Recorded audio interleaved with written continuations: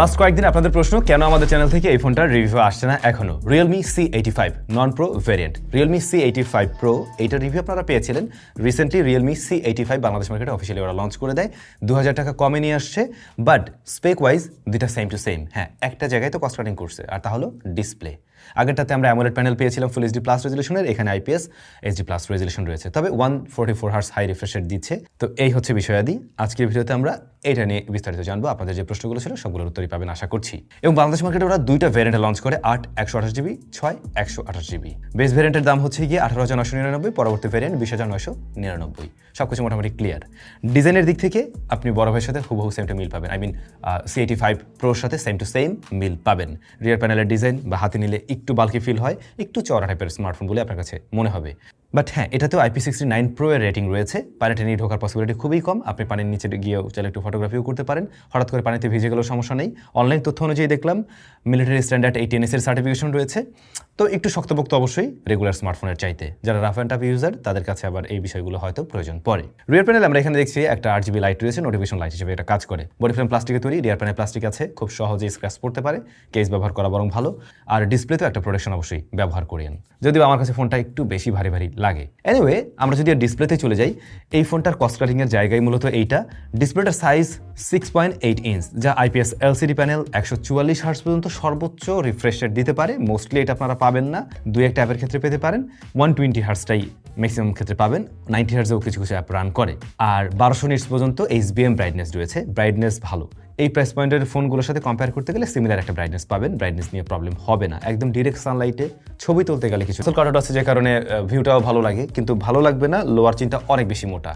2025-এ এরকম সময় দাঁড়িয়ে মোটামুটি 20,000 টাকা প্রাইস সেগমেন্টের একটা ডিভাইসের লোয়ার চিনটা আসলে এতখানি মোটা ব্যাপারটা খুব একটা যাচ্ছে না। কিন্তু কালার রিপ্রেশন অনেক বেশি পপ আপ হওয়াতে যারা মাল্টিমিডিয়া কনজাম্পশন করবেন, ভিডিও দেখেন, তাদের কাছে ভালো লাগবে। এখন এইটুকু কাছ থেকে দেখতে গেলে, আপনার লেখা টাকা পড়তে গেলে তখন শার্পনেসের একটু ঘাটতি মনে হবে, দূর থেকে দেখতে গেলে ওই সমস্যাটা হয় না। আর মাল্টিমিডিয়া কনজাম্পশন টাইমে আসলে এগুলো নোটিসেবল হয় না, বাট রেজুলেশনের কমতি আছে, এটা স্বীকার করতে হবে। এখন এই রেজুলেশন কমিয়ে বা ডিসপ্লেতে কস্ট কাটিং করে ফোনটার দাম কিছুটা ওরা কমিয়েছে। বাট এতে করে একটা সুবিধা দেখা যাচ্ছে কি, স্পেক ওয়াইজ যেহেতু সেম, আপনি যখন স্কোর দেখবেন, স্কোর বেশি আসে। লাইক আমরা অন্তত স্কোর বেশি পাচ্ছি, গিগবেঞ্চ স্কোর তুলনামূলক কিছুটা বেশি আসছে প্রো ভ্যারিয়েন্টের চাইতে।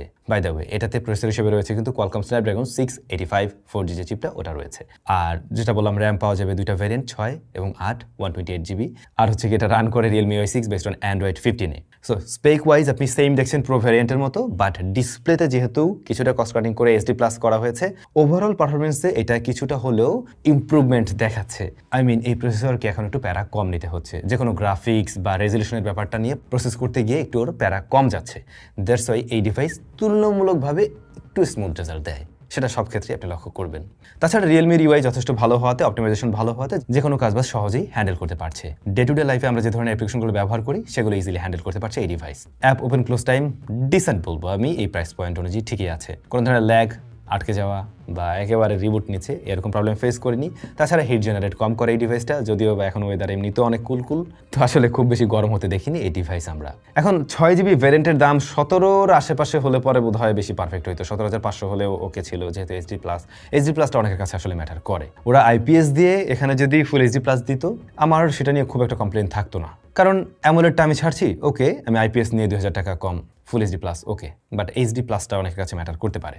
যাই হোক, এই ডিভাইস দিয়ে যারা রেগুলার কাজবাজ করবেন সে জায়গা ওকে আছে, কিন্তু আপনি যদি ডেডিকেটেডলি গেমিং এর জন্য চিন্তা করেন, তাহলে এটা খুব দারুণ কিছু হবে না, কারণ স্ন্যাপড্রাগন 685 গেমিং এর জন্য ওরকম কোনো চিপ না, আপনারা জানেন, একেবারে এন্ট্রি লেভেল টু মানে মিড রেঞ্জের দিকে আছে এরকম জায়গার একটা চিপ। সো মোটামুটি একটা রেজাল্ট দেয়। এটা দিয়ে আপনি চাইলে ফ্রি ফায়ারের মতো গেম মাঝে মধ্যে একটু খেলবেন, সময় কাটাবেন, ওকে।